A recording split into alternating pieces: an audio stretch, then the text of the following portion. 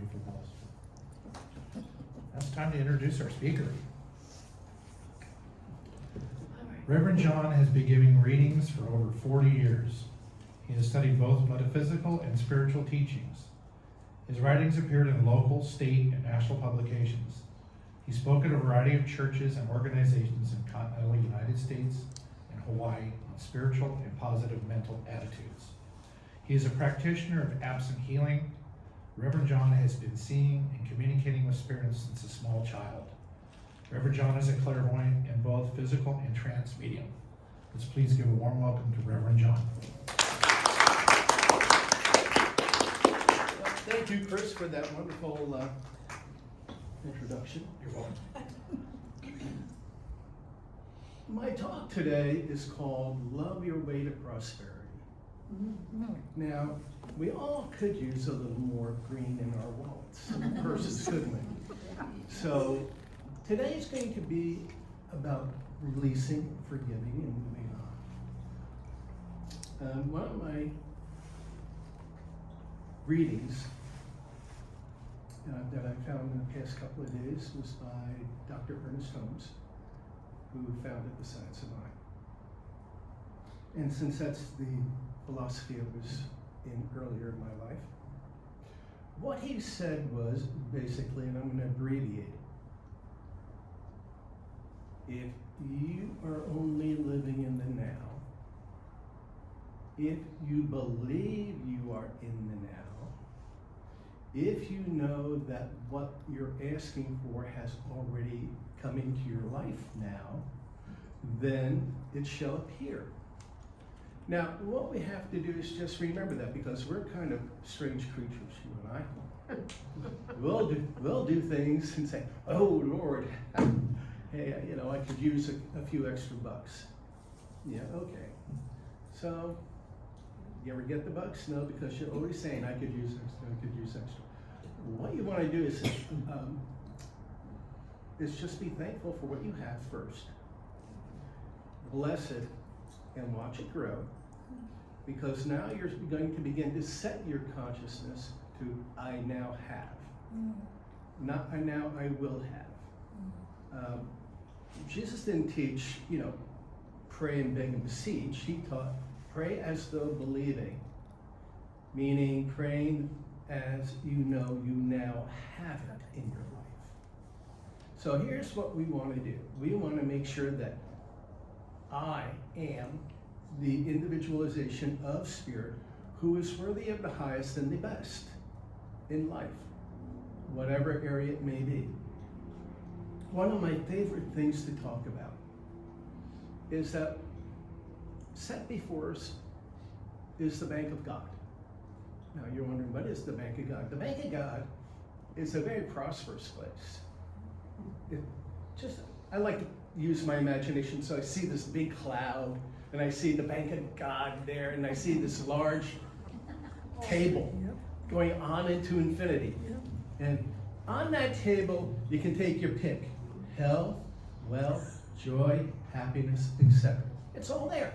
It's free for the taking. There is no charge, there is no interest to take anything from it. The only thing we have to do is believe that we have it. We're not crawling on our hands and knees begging for forgiveness. We're saying, okay, I am worthy of it. I am the individualized expression of God's thought. Okay. So if I am the individualization of spirit, of God, of the universal one, why can't I? Why can't I have more in my life? I will tell you a story about my one church. My treasurer and I would meet on Monday mornings and go over the books. And she'd say, well, we only have $20 left over at the end of the month. I said, okay. And I said, you know what we want to do? And she looks at me, what? I said, let's give thanks that at the end of next month, we have double that,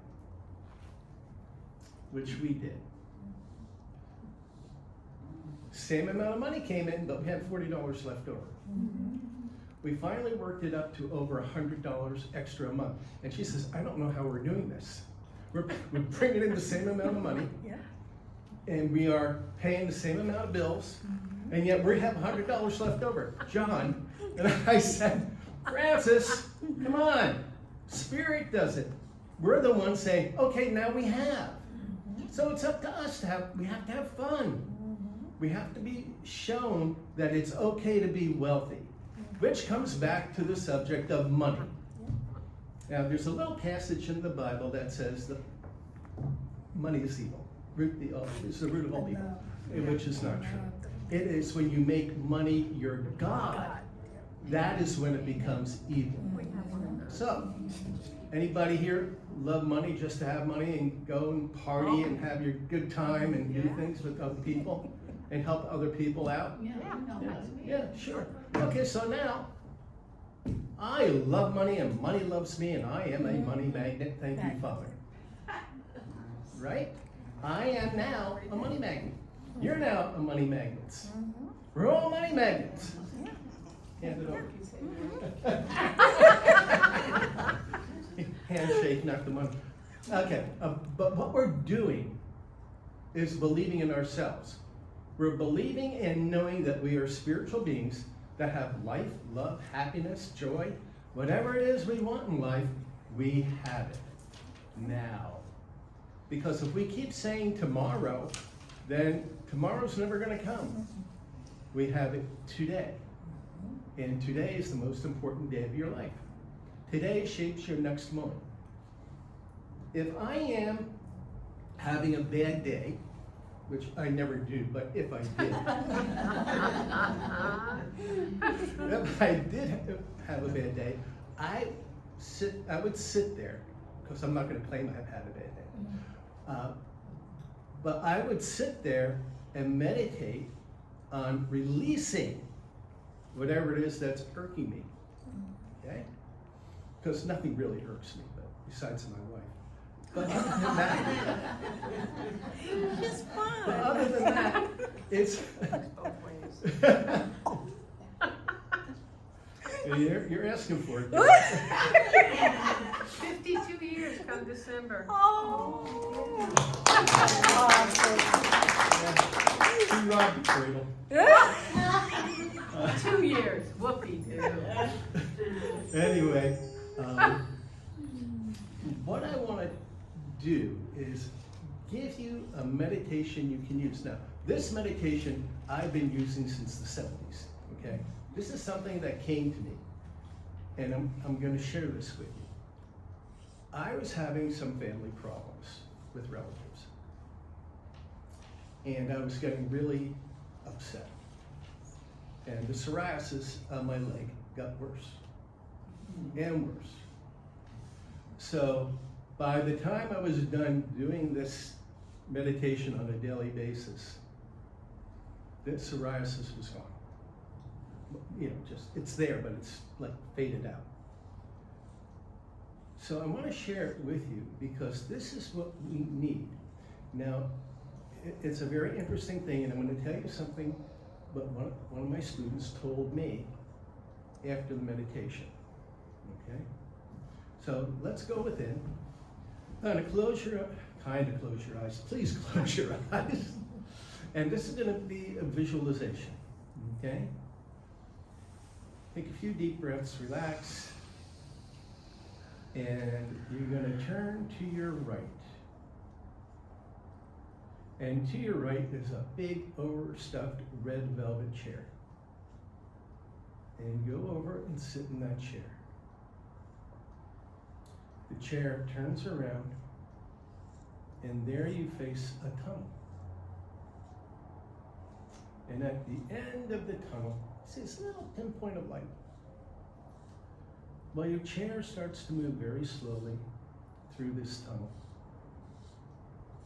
And as it's picking up speed, and the light at the end of the tunnel is becoming brighter.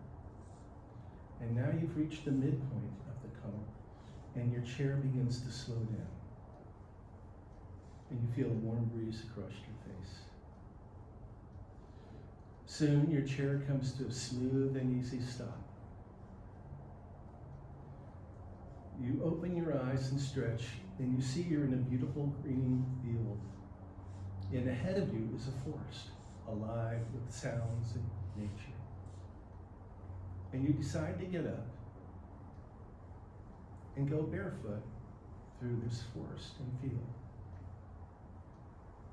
As you're walking down the path in the forest, you hear the birds singing, you hear the rustling of the bushes and the trees. And as you're walking, you begin to hear a rushing stream. And you begin walking towards the sound of the stream. As you approach the stream, you see a log jetting out over the water. Pretty solid log. So you decide to climb out on the log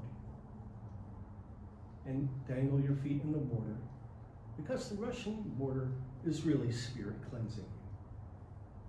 So you sit there for a few minutes, and the water is rushing over your feet. And soon you decide to get up. And you get back over to the shoreline and begin walking back through the forest, feeling lighter, feeling better, knowing you're doing okay in life. As you exit the forest, you look to your right, and not too far away is a stone well with an oaken bucket tied to it. Now, being that you're kind of curious, you're walking over to the well. As you get closer, you begin to see a beautiful golden light with golden flecks in it. And it's just a beautiful light. You're enthralled with it. And you walk up to it, and you find out this is the well of God's universal and unconditional love and forgiveness. And in that well, you lower the bucket and you bring it back up. And now it is filled forever with the unconditional love and forgiveness of Spirit. And you can use it anytime you want. It'll never run dry. So you take the bucket off the rope and you turn around and you see a person, place, thing, incident that was really bothering you, that you want to scream at it, but you don't. And you take this bucket of light, this golden light with golden flecks, and you pour it over a person, place, or thing, and you say, I bless, release, and forgive you with the unconditional love and forgiveness of God to go on your way. Then you take this bucket and you pour it over yourself. And you say, I now release and bless myself with the unconditional love and forgiveness of God to go on my way. And then you put the pail back on the lip of the well and walk back to your chair slowly, relaxed, and enjoying your life. You sit in the chair and you make yourself comfortable.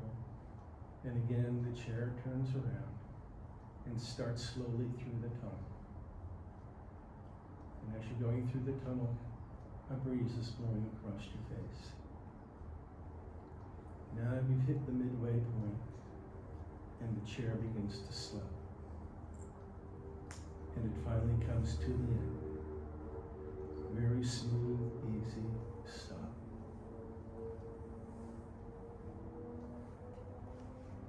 You get up out of that chair and you stretch. And you say, thank you, Father. And so it is. And then you walk on your way into a new beginning, into a new life. And now it's time to come back.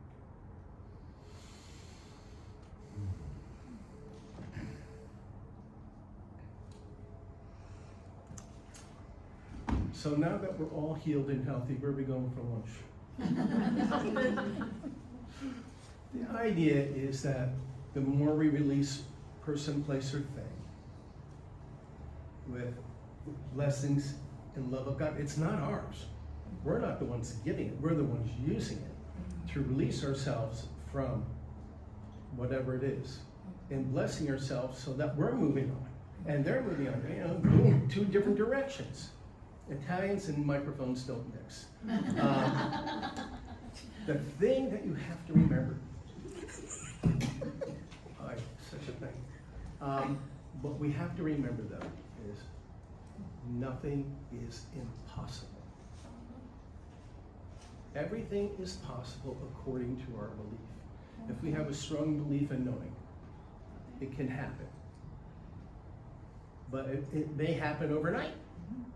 Maybe not. Maybe a week, maybe 2 weeks, maybe a month, maybe 2 months.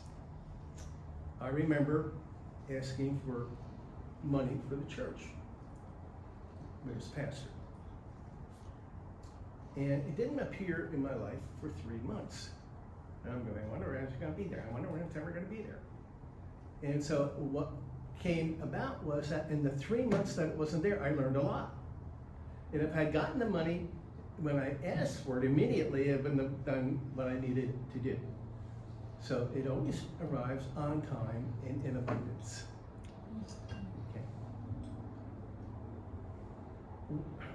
I'm just going to go full blast. Do you anybody here like gardening? Anybody like plants? Okay. You know, you get a packet of seeds, you put it in the soil, you water it, you fertilize it, and there you go. You get a gigantic tomato plant. And I could go Jersey and say tomato plant, but you have something. Now, I know this is a ridiculous question, but I'm gonna ask it anyway. Do you ever go back and dig up the seed to see how it's growing? No. Then why are we going into our heads when we plant the seed in the law of the universe, into the law of God? Why are we digging it up and saying, I wonder where it is? Oh, look. But that just went down the tubes. And that's when you start all over again. But you've learned it doesn't need to be dug up. It needs to be let be. For example, if I put anybody here remember ice cube trays? We're not that young. So if I put water in an ice cube tray and I put it in the refrigerator, in the freezer, I know I'm gonna get ice cubes, right? Mm-hmm. Okay. So why is it so difficult for us to believe I'm putting what I want or need into the universal law to be acted on and brought back into my life? Why is that? Because we don't always believe we're worthy of it. We're upset. Maybe we think this, maybe we think that, maybe we worry or go, what will my family think? I don't know. You really concerned about that? No. You're doing this for yourself so that you can grow and be better. It's not that you ignore your family, it's that this is what you have to do for you. My wife used to work with an individual, and he was told he could never be a pilot. Why? Well, that's above our status, his parents would tell him. And eventually Glenn did become a pilot for himself, to prove that he could be a pilot. Status didn't matter. What matters is our belief in ourselves, that I'm okay, you're okay type idea. If I think I'm okay, and then I begin to know I'm okay, then everybody else is okay. And then I can wonder why aren't they okay with themselves? Who hurt you? Who said what to you? Why are you thinking that you're not worthy of it? Who told you you weren't, and why do you still believe it? You know, we all have our own reasons. I mean, could be family, could be watching people, could be that we feel that we have money, it'll corrupt us. It's not going to change you unless you want it to change you. What we want to do is change our consciousness to receiving that good in our life to help people. When I do my meditation work and prayer work, I ask for whatever, and say, so that I can share it with others. Not just me receiving that type of income or that type of money, but I want to share that with people. I want to share it with the kids that don't have food. I want to share it with people that need food. I want to share it with people that need medical work. I want to share it to a variety of people. And I know at the right time that will happen. But we want to share our love of self and the love of our fellow man, so to speak, and woman. Life begins now. We plant the seed and say, okay, Father. And then you water it with divine love and sun. And you say, okay. And then you pray to God, I hope it worked. Here we go again. Okay, again, do not worry about it. Don't say, I don't. Don't say you wonder if it's working. It will appear in divine time and in divine abundance. So the lesson today is love yourself. Oh, speaking of loving yourself, put your arms around you like this. And you go, wonderful, wonderful, wonderful me. Wonderful, Wonderful, wonderful me. Now, don't you feel better? Yes. You got hugged and told you're wonderful. So the whole idea about that is live your life. Have fun, laugh, cry on occasion if you need to. But just remember you're loved and that you are so wonderful. You're a divine's glorious, wonderful being. Any questions? No? Okay. So, as a wonderful divine being, as a wonderful expression of God, I'm going to close and say, wonderful, wonderful, wonderful you. And until we meet again, God bless you all. Bye-bye.